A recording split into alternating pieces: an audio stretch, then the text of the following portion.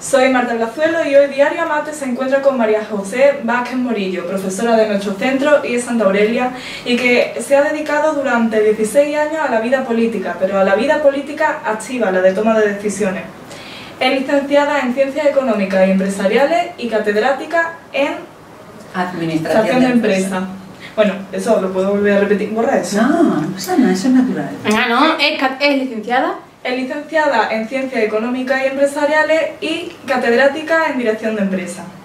Hola María José. Hola, ¿qué tal? Durante 8 años ha sido directora general de FP y ha impuesto el distrito único por el que se rigen actualmente las universidades de toda Andalucía.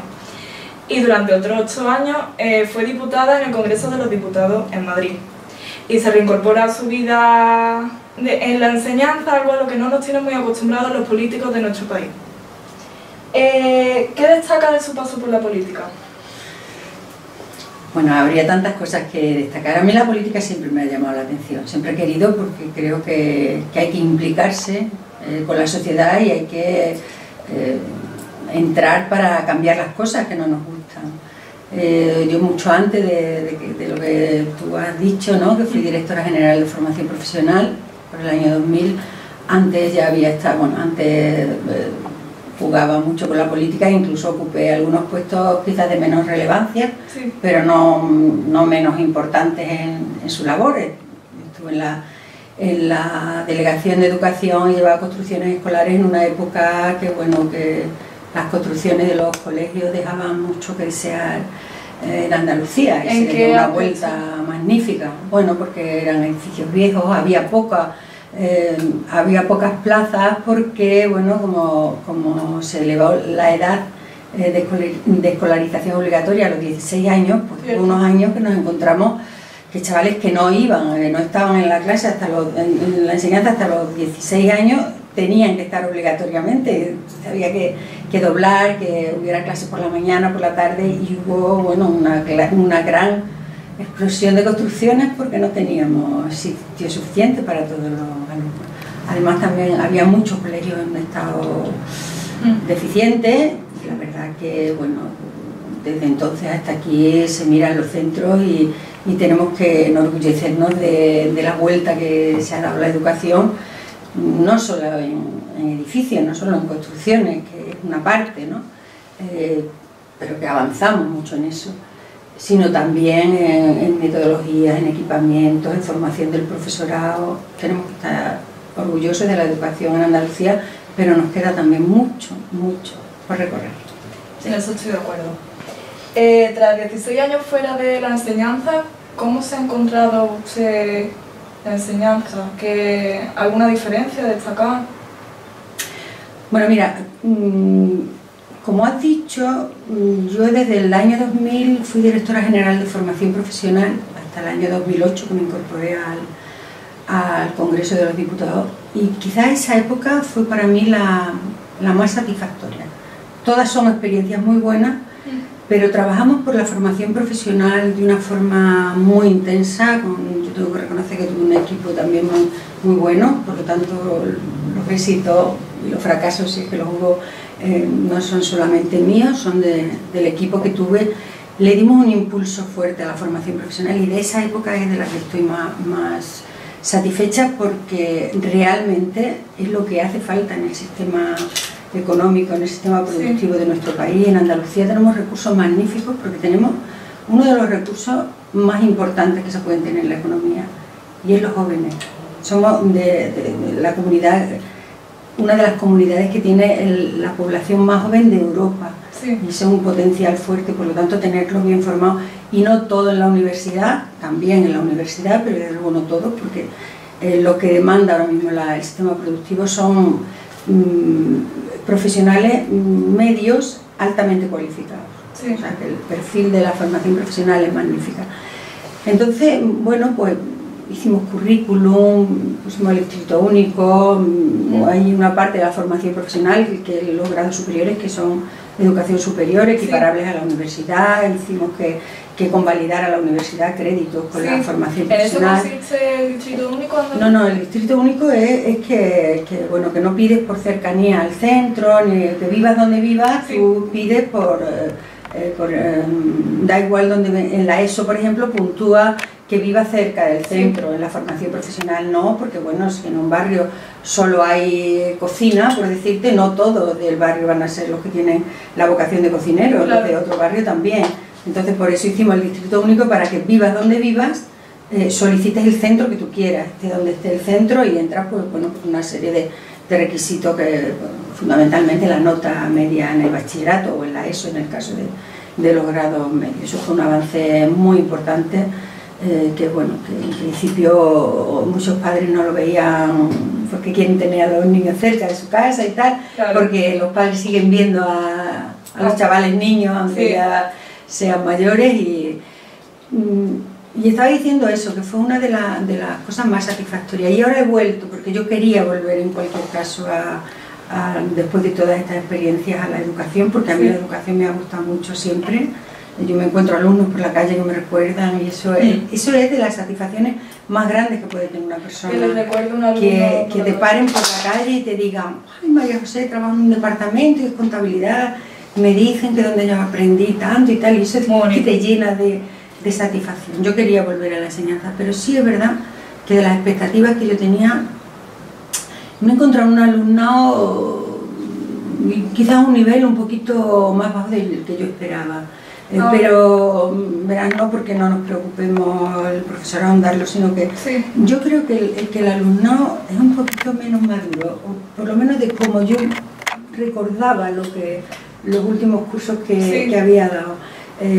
Sobre todo en grado superior, los alumnos tienen que ser, ya son como de universidad y no se comportan así, piden que todo se les... No quieren en muchas ocasiones trabajar en equipo, o que dependa, quieren todo muy marcado, y eso la vida no te lo va a dar así. Ya tenemos que aprender a desenvolvernos, a buscarnos la vida, y desde que estás estudiando ya tienes que hacerlo así. Y en eso es lo que ahora empezamos a trabajar en el departamento, hemos empezado a comentarlo, a que hay que forzar a los chavales a que sean más maduros y a que se busquen más con las técnicas que tenemos, los ordenadores, la informática, el buscar la información. Eso es lo que tienen que hacer, es lo que la vida le va a pedir. Que salgan a la vida. O sea, ya no va a ser esto de entrar a trabajar en una empresa y toda la vida trabajando en esa empresa. O sea, ya lo normal será que se pase de una empresa a otra y que aspires a tener un trabajo mejor, a que sigas estudiando y puedas cambiar de profesión. O sea, tu vida ya va a ser otra cosa, lo que era, por ejemplo, mi generación, ¿no? Que te despidieran de una empresa, pues era tremendo, pero ahora hay que empezar a verlo como una oportunidad para encontrar algo mejor, ¿no? Y no quedarte ahí anquilosado. En fin, esto, en la época que estamos, con los niveles de paro que tenemos, pues bueno, es un poco difícil de que se entienda, pero a eso vamos, esto pasará, nunca volverá quizás a ser como fue, pero será bueno que no sea como fue, pero espero que no estemos tanto tiempo en los niveles de paro que estamos ahora mismo. Pues sí, eso esperamos todo el mundo. Claro que sí. Ni en los niveles de paro, ni en la preparación, porque hay mucha gente preparada en España y realmente tienen el caso de que tienen que emigrar a otros países para poder trabajar, y eso nos está quitando mucho potencial a España, y yo creo que eso es un dato preocupante. Claro, es una pena, es muy triste que estamos invirtiendo aquí en jóvenes, como decía, en el recurso más importante que hay para la economía, que son los recursos humanos, que son las personas, que son los jóvenes. Es muy triste que estemos invirtiendo en formarlos aquí y que los mandemos formados a otros países. Sí. No es malo que cuando un alumno acaba su formación académica, porque de formarse no puede acabar nunca, o sea, vamos a estar a lo largo de toda la vida estudiando, pero bueno, cuando acabe su formación académica, pues vaya al extranjero a perfeccionar su idioma, a tener experiencias, a ser independiente, a encontrarse con problemas que tiene que resolver sin que estén sus padres al lado, o su novio o su novia, eso enriquece mucho, pero hombre, lo triste es que se vayan a buscarse la vida allí porque aquí no tienen oportunidades, que hay que crear oportunidades de cualquier forma, y tenemos que hacer que regresen los jóvenes que se han tenido que ir porque bueno, la situación que hemos pasado y que muchas veces muchos están comprobando también que se van a Alemania mucho, y Alemania está aprovechando los conocimientos de nuestros jóvenes y les está pagando muy mal también hay que decirlo, ¿eh? Así que bueno, eso también los que van fuera se dan cuenta y hay que volver y levantar esto. Pues sí. ¿Cómo ha afectado a su vida personal el hecho de ser diputada? Vamos a ver, hemos pasado una época que los diputados y todavía incluso, bueno, tenían como mala fama de que grabamos mucho, de que trabajamos poco. No es verdad, no es verdad. ¿Cómo afecta a mi vida? Pues me ha afectado que, por ejemplo, 3 días a la semana estaba fuera de mi casa.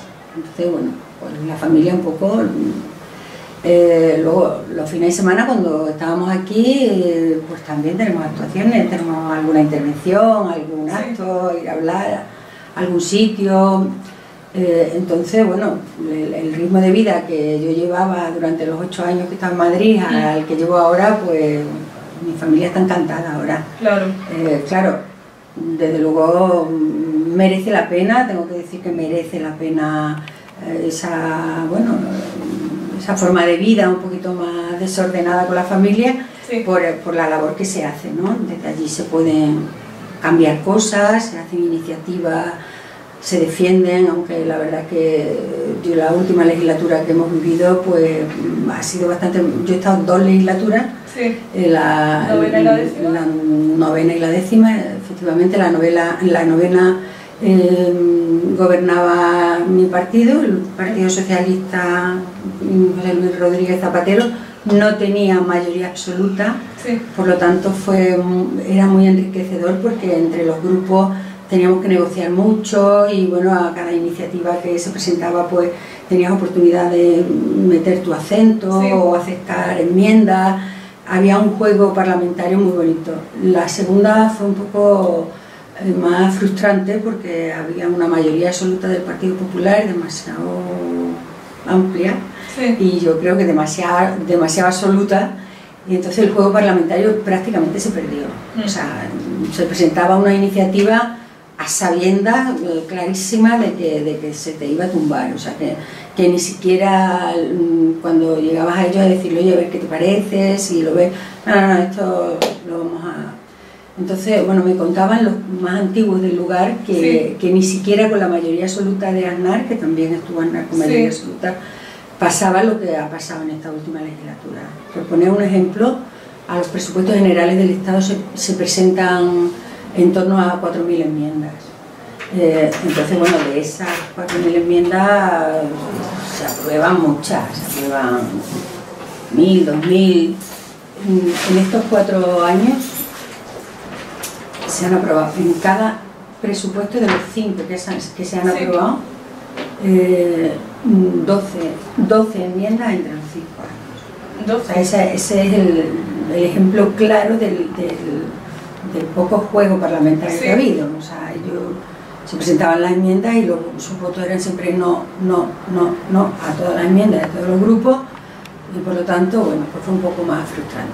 No obstante, la experiencia ha sido muy buena porque conocemos a colectivos, bueno, que luchan por sus derechos, les ayudamos, les apoyamos. Bueno, la experiencia muy buena, mejor para mí la primera, no solo porque gobernara mi partido, ¿verdad? Quiero decir, la experiencia mejor porque hubo más juego parlamentario. Por eso, quizás hay que plantearse si esas mayorías absolutas tienen que tener, no sé, alguna limitación, no en número de diputados, por supuesto, porque cada uno vota lo que quiere, sino que haya un porcentaje de enmiendas o algo hay que hablar ahí, porque si no, bueno, pues por ejemplo hay un tema muy acorde con donde estamos, que es la ley de educación, la LOMCE, que se aprobó con los únicos votos del Partido Popular. El resto de los grupos votó en contra. Incluso se llegó a firmar un documento por todos los grupos políticos diciendo que cuando el Partido Popular perdiera su mayoría absoluta se derogaría la ley, firmado por todos los grupos políticos. Pero claro, nos la hemos tragado además sin mejoras por parte de los otros grupos. O sea que realmente la LOMCE es algo impuesto. Bueno, impuesto, a ver, es verdad que es democráticamente aprobada, porque se aprueban con los votos de los diputados. Claro, como era mayoría absoluta, la mayoría absoluta empieza en 176. Tenían 182, creo, 192 diputados, no me acuerdo. Pues claro, aprobaban todo. Pero bueno, en una materia tan polémica y quizás tan importante para la sociedad, hay que hacer el gran pacto por la educación y bueno, por lo menos que sea aprobada por más grupos políticos, ¿no? Porque tenga de toda la parte de la sociedad. Es que es verdad que se aprobó por mayoría absoluta, democrático, pero era solo el otro sesgo no tenía nada, puesto que no se aceptaban enmiendas y ningún grupo político la apoyó, ¿no? Entonces bueno, hay cosas que quizás chocan. Sí, es verdad, como decía, que ha sido en eso una legislatura histórica, porque ha habido otras mayorías absolutas y la gente que llevaba más legislaturas allí decían que esto no ha pasado nunca. Esto de que se aprueben unos presupuestos aceptando 3 enmiendas. Recuerdo que el primero, porque yo era portavoz de Junta de Presupuestos, el primero se aprobaron 3, uno era el cambio de nombre de una carretera porque estaba confundido, otro era un tema de Canarias que se le había pasado en temas de aviación, y el otro un tema de formación de Canarias también, creo, o sea que nada fundamental, ¿no? Entonces bueno, en ese sentido fue polémico, pero bueno, me queda un recuerdo magnífico del Congreso. ¿Por qué? Pues bueno, primero, la primera impresión, la primera vez que tienes que salir a hablar al pleno, pues un poquito impactante.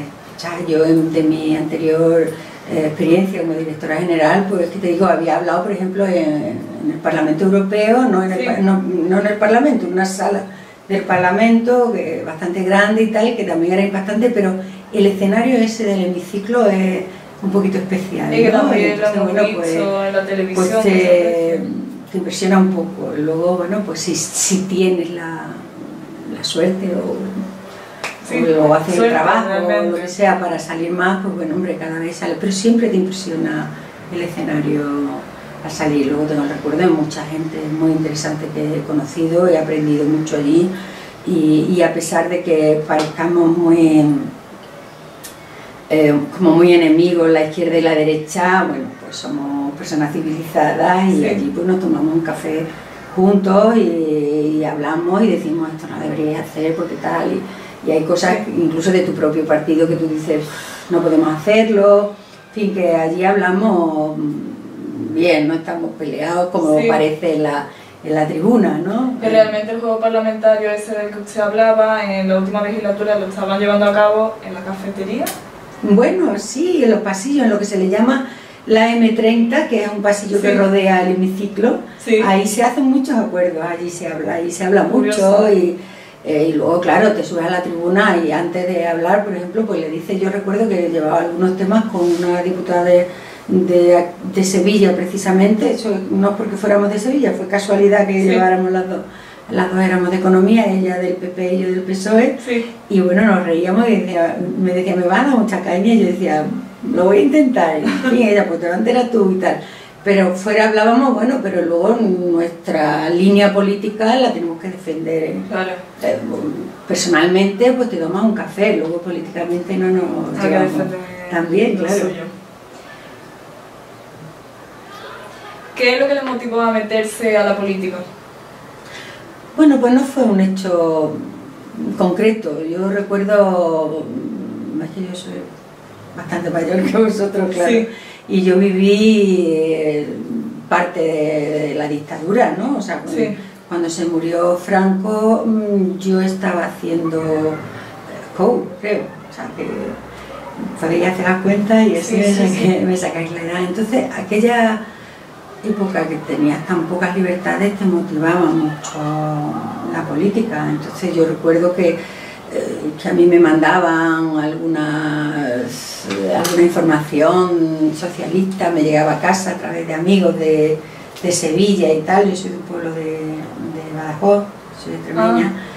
Y bueno, pues poco a poco empiezas a leer, empiezas a escuchar radio clandestina y te mueve un poco. Sin embargo, fíjate, yo tardé mucho en afiliarme al PSOE, porque en mi casa, en la guerra, un hecho muy triste, la posguerra, Sí. Y entonces, bueno, pues mi madre siempre le daba miedo a la política y nos hacía prometer, cuando salíamos de casa, claro, era un pueblo, cuando salíamos a estudiar, nos decía, no te metas en política, no te metas en política, nos hacía prometer que no nos íbamos a meter en política.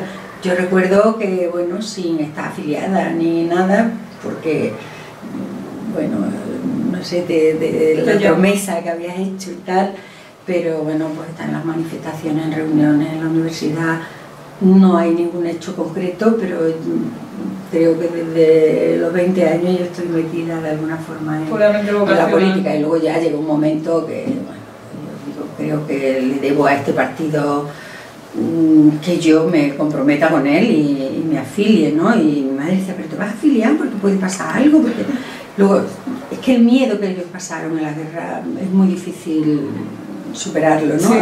Esto ya no es lo mismo, eso es lo que tú piensas, pero si llegan, tal, y ya dije, hay que comprometerse, y ya me afilié. Por eso digo que me afilié más tarde de cuando yo empecé a actuar en política, ¿no? Sí.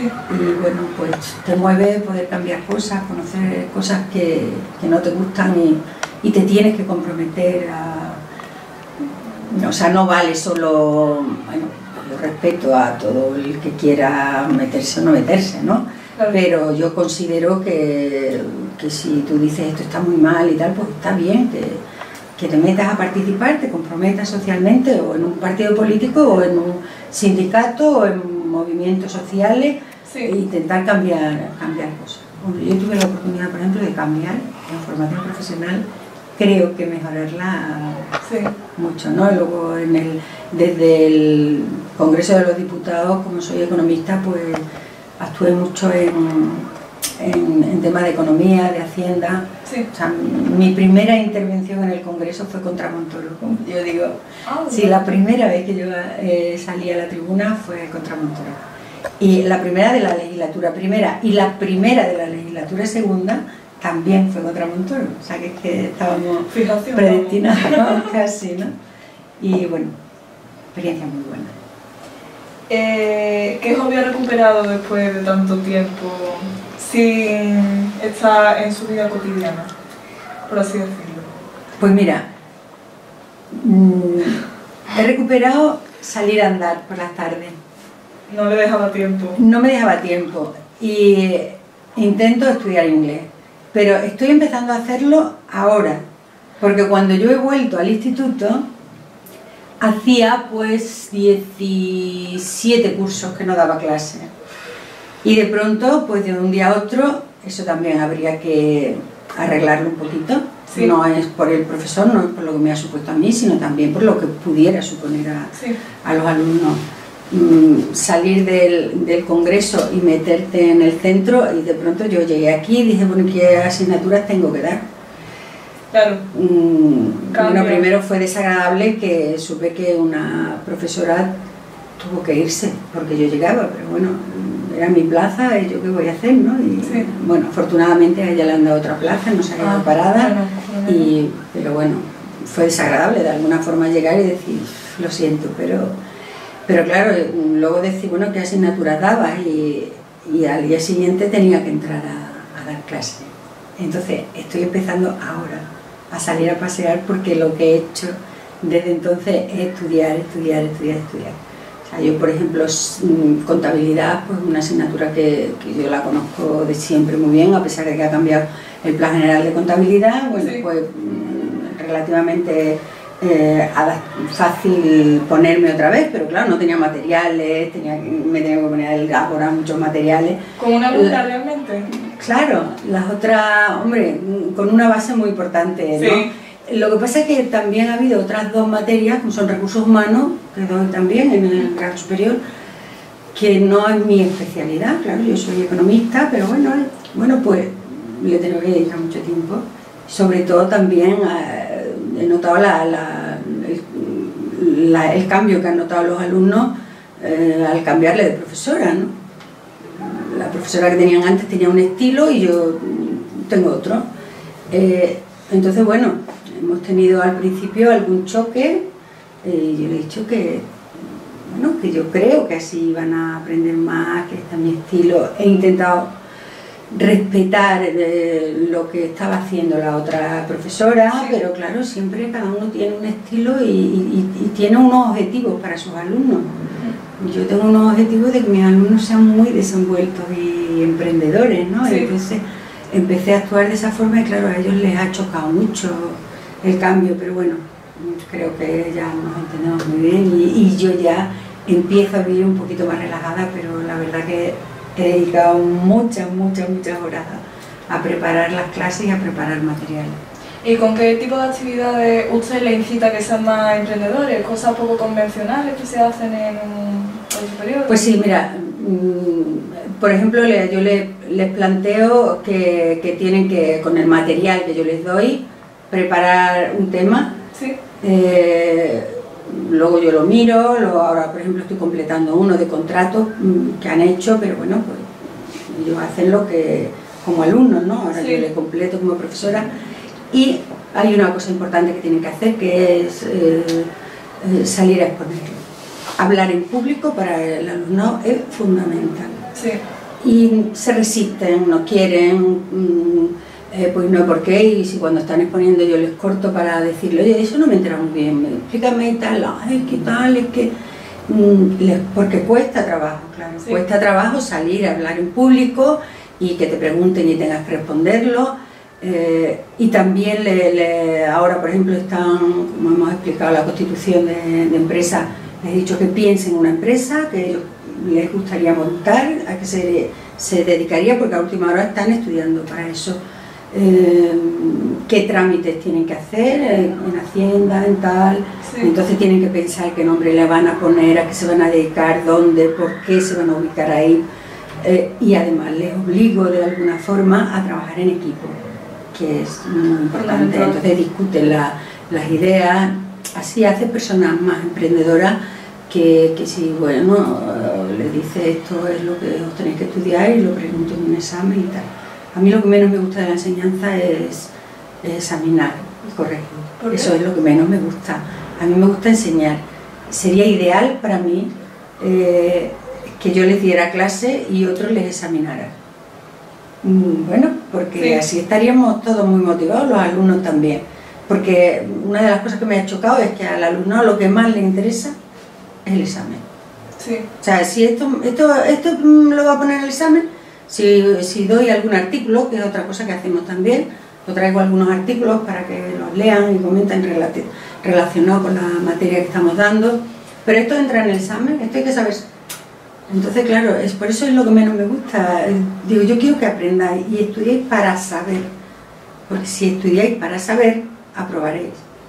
Si estudiáis para aprobar, no sabréis y a lo mejor aprobáis o a lo mejor no. Pero bueno, es muy triste aprenderse algo de memoria y luego no saberlo. Entonces tiene la formación ahora tiene que ser mucho más dinámica y compartida entre alumnos y profesores. No es que cuando yo diga te tienes que preparar esta materia, no es porque yo no quiera preparármela. Es mucho más fácil preparármela yo, soltarla a la clase, yo le doy fotocopias y ya está, no vale eso. Es más difícil para mí tirar de ese carro de que lo tienes que hacer, lo tienes que exponer, tengo que valorar esto, tengo que valorar trabajo de cada materia, sí. Se hace un trabajo que yo me tengo que leer, tal. Es más complicado para el profesor que la clase magistral y el examen, pero creo que tenemos que hacerlo por el futuro de los ciudadanos, o por los ciudadanos futuros. Pues sí. Y el choque ese del que hablábamos entre que veía usted a los alumnos más inmaduros de lo que lo recordaba, ¿se dio también en los exámenes? O sea, ¿anteriormente también valoraban más los exámenes o...? Sí, hombre, eso es un tema propio de los alumnos, de sí. Siempre. Es normal también que a un alumno le preocupe aprobar, está claro. O sea, yo eso tampoco lo critico demasiado, pero entiendo que pase, pero entiendo que en la época que estamos viviendo tienen que tener otras expectativas también y valorar otras cosas, no solo el examen. Sí. No estar aquí solo para el examen. Por ejemplo, si hacemos una... A ver, te voy a poner un ejemplo. Y me han dicho, algunos alumnos y profesores me han dicho, creo que hay huelga. Y los alumnos se han ido. Yo el próximo día voy a preguntar, bueno, a mí no tenían clase conmigo, voy a preguntar cuánta gente hizo huelga y levantarán la mano todos. Y luego preguntaré, ¿cuánta gente ha ido a la movilización que ha habido esta tarde, que hubo por la tarde? Seguramente no levantará la mano ninguno o uno. Bueno, pues cuando tú vas a una movilización de esa, te estás comprometiendo. O sea, sabes que no has tenido la clase, pero vas a trabajar en otra cosa. Vas a conocer, sí. Seguramente allí vas a hablar con gente que te va a contar inquietudes que a lo mejor tú no habías pensado. Sí, eso, pero bueno, que les preocupe el examen es normal. O sea, pero me gusta que les preocupen otras cosas, además de aprobar un examen. Sí. Aprobar un examen sabiendo lo que se está aprobando. Pero bueno, eso se le pide a los alumnos. Ya. Yo no tengo la misma edad que los alumnos, está claro. Sí. Quiero metérselo en la cabeza. ¿Y cómo ha encontrado el panorama político de actualidad? Bueno, he estado en él hasta antes de ayer. El panorama Sí. político que nos encontramos ahora después de estas elecciones, pues la verdad que es un panorama muy difícil, como estamos viendo. También los ciudadanos hemos votado de forma muy difícil y quizás es que en España no estamos todavía acostumbrados a los pactos que tiene que haber necesariamente. Ya hemos visto lo que ha pasado y Sí. Aquí estamos acostumbrados a que o gana el PSOE o gana el PP y si necesitas o si no hay mayoría absoluta, pues la Izquierda Unida siempre tenía tal para apoyar, nacionalistas, o sea, pero siempre el cuadro era fácil. Sí. Siempre al día siguiente de las elecciones decía ha ganado el PP o ha ganado el PSOE. Luego ya eran pactos mínimos los que había que hacer. Sí. Ahora, el día después de estas elecciones, digo, ¿y quién ha ganado? O sea, porque bueno, Realmente... vale, ha ganado el PP en número de votos, pero ha ganado la izquierda también si se juntan. Sí. Pero es que si se junta la izquierda tampoco alcanza total. Una situación muy compleja. Entonces nos tenemos que acostumbrar a que tiene que haber pacto. Yo creo que esta vez, en fin, no sé, esto es como una quiniela, ¿no? Pero Sí. yo creo que quizás no lleguemos a alcanzar un pacto en esta legislatura, pero, o sea, en esta época. Sí. Si se repiten las elecciones y saldrá un resultado parecido, entonces sí vamos a estar obligados a que algún partido de izquierda, por ejemplo, en el pacto inicial que ha hecho Pedro Sánchez con Ciudadanos, Sí. bueno, pues ha habido muchos socialistas que lo han visto mal porque Ciudadanos de derecha, nosotros no podemos, no. Y esto es nuevo, renovador, son conservadores y nosotros tampoco somos extrema izquierda y nos tenemos que acostumbrar a esto porque Claro que la sí. sociedad es así, la sociedad es así, por lo tanto hay que hacer esos acuerdos. Había quien apostaba que, bueno, le llaman el efecto Borgen, no sé si habéis visto la serie, que fuera Rivera el presidente con el apoyo, con un gran pacto, ni PSOE ni PP, sino que Sí, no. fuera Ciudadanos con el apoyo de PSOE y PP. Claro, eso hay gente del PSOE que no lo perdonaría y claro, también piensa, bueno, que entonces vamos a perder votos, sí, todo muy complicado, pero tenemos que aprender a hacerlo. Porque realmente la sociedad es cúmulo de opiniones, o sea... No Claro, creo que- la sociedad ya es tan diversa como lo que ha salido y hay que darle oportunidades a otros partidos a que nazcan y a que los veamos funcionar. Y cada uno en su idea, bueno, pues que le dé la oportunidad a otro. Pues muchas gracias, ha sido una entrevista muy enriquecedora y bueno, y que esperamos volver a tener un día de amarte en alguna otra entrevista en el futuro. Yo encantada y además os voy a felicitar y voy a felicitar también a la profesora, creo que es profesora la que Sí, es profesora. me dio la clase porque haga esto, porque bueno, tú estás ahí, me estás entrevistando, estás actuando como como si fueras una profesional, lo haces muy bien. Muchas gracias. Y bueno, así, ¿ves? Hay que hacerlo. Enhorabuena. Gracias. También a la cámara. Muchas gracias.